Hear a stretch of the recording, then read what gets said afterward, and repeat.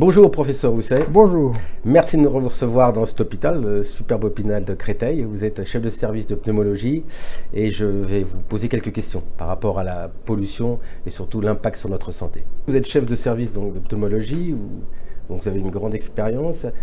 Est-ce qu'aujourd'hui dans votre service, vous avez de plus en plus de malades, est-ce qu'il y a de plus en plus de malades atteints de pathologies pneumologiques, évidemment cardio-respiratoires, est-ce que ça va s'accroissant ? C'est difficile de répondre à votre question parce qu'il y a plein de facteurs qui vont jouer. On déborde malheureusement sur des maladies qui sont liées au tabac. Et c'est difficile de savoir si une maladie est liée à la pollution ou est liée au tabac ou à l'association des deux. Vous avez une longue expérience et une expertise reconnue dans la pneumologie. Est-ce que vous pouvez me citer les principales pathologies liées à la pollution de l'air aujourd'hui que nous respirons ? Il y a des pathologies qui sont aiguës ou qui sont exacerbée, donc avec une poussée de maladies pour des maladies comme l'asthme ou comme la BPCO, qui est une maladie d'insuffisance respiratoire chronique obstructive. Et puis on se rend compte aussi qu'il y a beaucoup de pathologies cardiovasculaires aiguës. Et on pense que 2/3 des décès en fait liés à la pollution sont d'origine cardiovasculaire. Infarctus du myocarde, accidents vasculaires cérébraux, thrombose.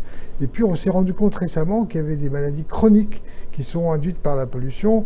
Chroniques comme le cancer. Il y a différents types de cancers qui peuvent être favorisés par la pollution. Le cancer du poumon, entre autres. Et puis il y a des maladies neurodégénératives. Et il y a certaines publications récentes qui suggèrent que certaines démences, la maladie d'Alzheimer, pourraient être favorisées également par la pollution.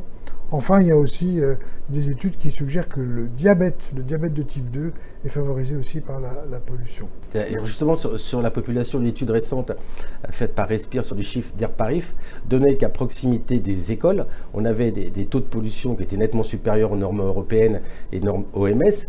Est-ce que vous me confirmez que l'enfant et même le nouveau-né sont beaucoup plus fragiles au point de vue pneumologique sur ce variation ? Ça fait partie des populations vulnérables. Non seulement les nouveau-nés, mais aussi les enfants, le fœtus, qui est dans le ventre de sa mère, va être aussi exposé à des polluants et à des particules, ça a été démontré. Donc avec un risque de petit poids de naissance et un risque de développer éventuellement des complications ultérieures. Donc très clairement aujourd'hui, un nouveau-né, à sa naissance, a déjà une pollution en lui. Il a déjà été exposé à la pollution. D'accord. Justement, on parlait beaucoup avant de la couche d'ozone, le dioxyde de carbone, le dioxyde d'azote. On parle de plus en plus des particules fines et des nanoparticules dans cette pollution de l'air. Est-ce que vous pouvez nous expliquer un peu d'où elles viennent et surtout qu'est-ce qu'elles ont comme impact sur notre organisme ?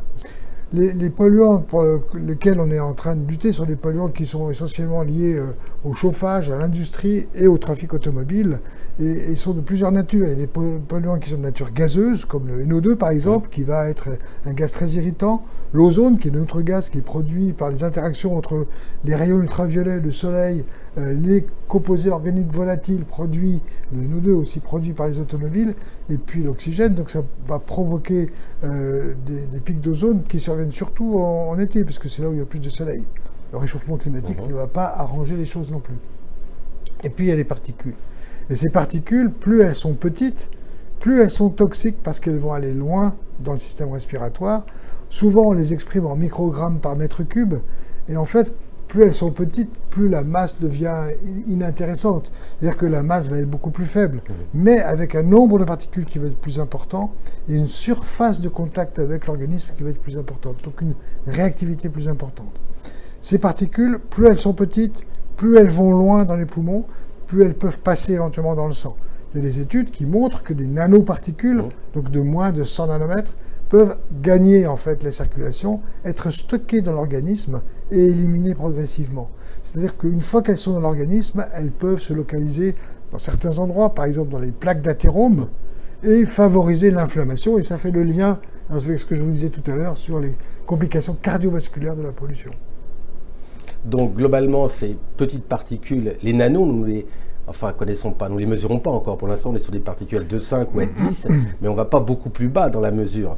Et pourtant, c'est les plus dangereuses parce que ce sont celles qui pénètrent le plus loin dans l'alvéole et dans le sang. Ouais. Donc, est-ce qu'il ne faudra pas un jour aussi mesurer au-delà du 10 ou du 2,5 en nano, descendre beaucoup plus bas pour trouver ces Absolument, donc il y a déjà des gens qui mesurent les PM1, donc le moins de 1 micron, et puis on va évaluer vers les techniques qui permettent de mesurer les nanoparticules. Mais effectivement, mesurer les PM10 maintenant n'a plus vraiment de sens. Quand on a En fait, ce qui se passe avec les nouveaux véhicules diesel, c'est qu'on ne voit plus les diesels qui fument, entre guillemets. Les fumées noires, on les voit moins, mais les particules sont toujours émises, elles sont toutes petites. Il y a deux aspects qu'il faut voir. C'est que d'une part, on met des filtres à particules qui vont filtrer les plus grosses, mais laisser passer les plus petites. Et c'est ces plus petites dont on parlait à l'instant qui sont les plus toxiques. Et l'autre élément aussi qu'il faut prendre en compte, c'est les particules dites secondaires. C'est-à-dire qu'ils se forment derrière le pot d'échappement avec des réactions chimiques, par exemple entre l'ammoniac et puis le NO2, qui vont se combiner pour faire des nitrates d'ammonium, qui sont des particules qui vont agréger autour d'elles un certain nombre de substances plus ou moins toxiques, comme par exemple les hydrocarbures polycycliques, qui sont des substances carcinogènes, et puis des pollens, et puis d'autres substances comme des métaux, qui peuvent être inhalées, et donc ces particules ultra fines vont véhiculer dans l'organisme un certain nombre de substances toxiques. Est-ce qu'il ne faudrait pas augmenter le nombre de ces capteurs qui ne sont pas suffisants en Île-de-France? Je pense qu'il faudrait augmenter le nombre de capteurs fixes, les capteurs dont vous parlez. Il y a aussi des capteurs individuels qui sont en train de connaître un essor important. Technologiquement, il faut encore voir un petit peu la fiabilité de ces capteurs qui sont maintenant relativement abordables et qui peuvent en fait être... on peut les calibrer sur des capteurs fixes, vous voyez, on peut imaginer une calibration. Et puis il y a des capteurs embarqués qui peuvent aussi vous donner des idées sur ce qui se passe autour de vous. Et c'est le cas, par exemple, du projet Polytrack qui a été mis en place sur l'agglomération parisienne, mais qui est aussi en train de se mettre en place à Lille, dans la vallée de l'Arve, et qui a encore d'autres projets sur d'autres villes en France. Et ce projet, en fait, vous équipez des voitures d'un capteur de 5, donc il y a 300 voitures de Enedis qui sont équipées de ça, qui circulent dans Paris et qui vous donnent en temps réel la pollution par les particules de moins de 2,5 microns dans la ville de Paris à quelques mètres près, parce que c'est avec un GPS. Donc vous pouvez identifier en fait des zones à forte pollution, ce qu'on appelle les points noirs, les hotspots, où en fait là la pollution est particulièrement marquée, et donc éventuellement de suggérer des mesures correctives qui pourraient être apportées. C'est extrêmement sensible, hein.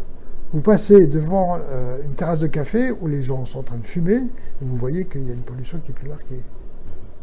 Alors moi, quand j'ai fait mes études de médecine il y a 40 ans, dans toutes les maladies, on disait il y a l'alcool, il y a le tabac, il y a la nourriture, il y a la sédentarité et il y a le patrimoine génétique. Est-ce qu'aujourd'hui, clairement, on peut dire que l'air que nous respirons rentre dans une des premières causes de maladies et de déchets chez l'homme aujourd'hui?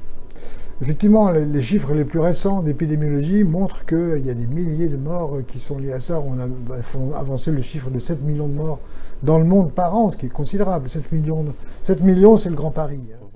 Le risque du tabac est nettement supérieur. Si on parle de cancer du poumon, si vous fumez, vous avez un risque qui est nettement supérieur de développer un cancer du poumon. Mais quand vous prenez la pollution, le risque est plus faible, mais touche l'ensemble de la population, et pas uniquement les fumeurs. Le corps médical, ça fait des années qu'il alerte le politique en lui disant « attention, on est pollué, attention, des gens meurent, et de plus en plus ». À votre avis, en tant que scientifique, comment expliquez-vous qu'on ne fasse rien et que ça s'aggrave? D'abord, comme vous le disiez, maintenant on a l'impression que les moteurs sont propres, qu'on fait des progrès, qu'il y a une diminution de la pollution. Alors que la pollution change de nature, elle est plus insidieuse, mais elle est toujours aussi toxique, voire plus toxique. Donc ça peut expliquer le fait qu'on n'a pas conscience. Quand vous voyez une voiture avec l'émission d'une fumée noire, vous pensez qu'effectivement ça peut être totalement toxique. Maintenant on ne le voit plus, on ne le sent plus, donc effectivement ça peut expliquer une partie des choses. Mais il ne faut pas se voiler la face, il y a aussi tous les lobbies industriels qui ne sont pas pour... Ça va leur coûter de l'argent. Si on veut réduire la pollution, ça coûte de l'argent. Ça peut aussi créer des emplois, mais ça coûte de l'argent. Et donc les lobbies font tout ce qu'il faut pour essayer de limiter. On voit bien ce qui s'est passé avec tout ce qui s'est passé avec le Dieselgate qui s'est déroulé et qui a montré en fait comment les industriels arrivent à court-circuiter les normes. Et aussi le silence des autorités, parce que les autorités de Bruxelles, par exemple, étaient parfaitement informées. Donc il y a un vrai souci. Donc vous, en tant que scientifique, vous vous rendez bien compte qu'on a un vrai problème au niveau décisionnel, au niveau gouvernemental et au niveau de pouvoir et par rapport à ces lobbies. C'est-à-dire que vous, même en tant que médecin, vous pouvez alerter, mais qu'aujourd'hui, vous n'avez pas les réponses pour améliorer la santé. Le point, c'est qu'on parlait beaucoup d'environnement et moins de santé. Si peut-être on parle davantage de santé, ça va être plus difficile de court-circuiter le système en disant bah non, on en a rien à cirer. Quand c'est vraiment un problème qui touche les enfants, quand vous avez votre enfant qui a 8-10 ans et qui fait des crises d'asthme, qui ne va pas nécessairement aux urgences, hein, mais des crises d'asthme du fait de la pollution, vous êtes quand même concerné. Alors justement, vous dites ça tue. On sait que ça tue, on sait qui tue, donc quelque part, n'est-il pas une non-assistance à personne en danger ? On peut interpeller les gouvernements, interpeller Bruxelles, et donc en fait assigner l'État devant la justice pour le fait qu'il ne respecte pas les normes européennes ou les normes qui sont fixées. Il y a toute une bagarre sur les normes actuellement, hein. Il faut bien voir que la norme proposée par l'Europe est une norme qui ne va absolument pas modifier, ou très peu, le nombre de décès liés à la pollution. Alors que si on suit les normes de l'OMS, on va effectivement réduire les décès qui sont liés à la pollution. Donc d'un côté scientifique, on est bien d'accord que les normes qu'on doit retenir, ce sont les normes de l'OMS. Absolument, et il faut se battre pour éviter que les normes européennes ne soient appliquées. Il y a quelques années, vous nous parliez de tabac, il y a une grande campagne qui s'est faite où on marquait en gros que fumer tue. Est-ce qu'aujourd'hui, très clairement, on peut dire que respirer tue ? Respirer un air pollué tue et rend malade.